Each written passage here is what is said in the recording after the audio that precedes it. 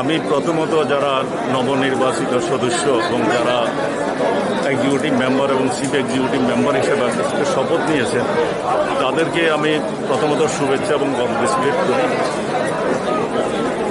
এই অঞ্চলের মানুষের, ত্রিপুরা ট্রাইবাল অটোনমাস ডিস্ট্রিক্ট কাউন্সিলের মানুষের প্রত্যাশা মহারাজের প্রতি সেটা অনেক বড় প্রত্যাশা। এবং আমি মনে করি এই যে নবনির্বাচিত এবং এই যে গঠিত হলো কাউন্সিল, ওনারা মানুষের সমস্যাগুলি সমাধানের চেষ্টা করবেন।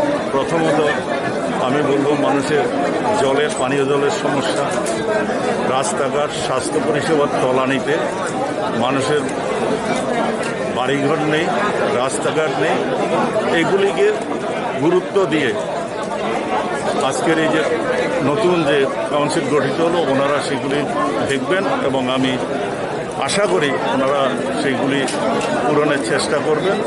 বিরোধী দলের সভাপতি হিসাবে, কংগ্রেস দলের সভাপতি হিসাবে আমাদেরও এটার দাবি থাকবে এবং আমরা সর্বরকমের আমাদের থেকে যে সহযোগিতা, সে সহযোগিতা আমরা করব এবং আমরা চাইব মানুষের প্রত্যাশাটা পূরণ। সিপিআইএম অনেক বছর এডিসিতে রুল করেছে, যে কংগ্রেস প্রেসিডেন্ট আপনার কি মতামত তাদের সেই রুলের উপরে?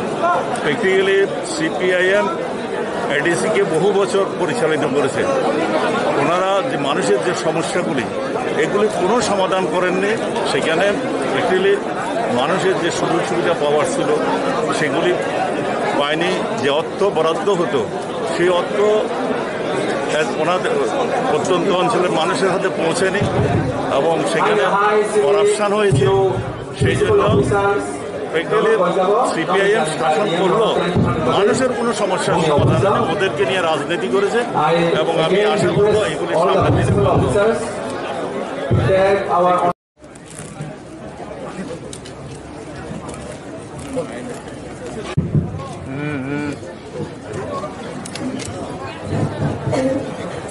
I will personally look into it and I will make sure it's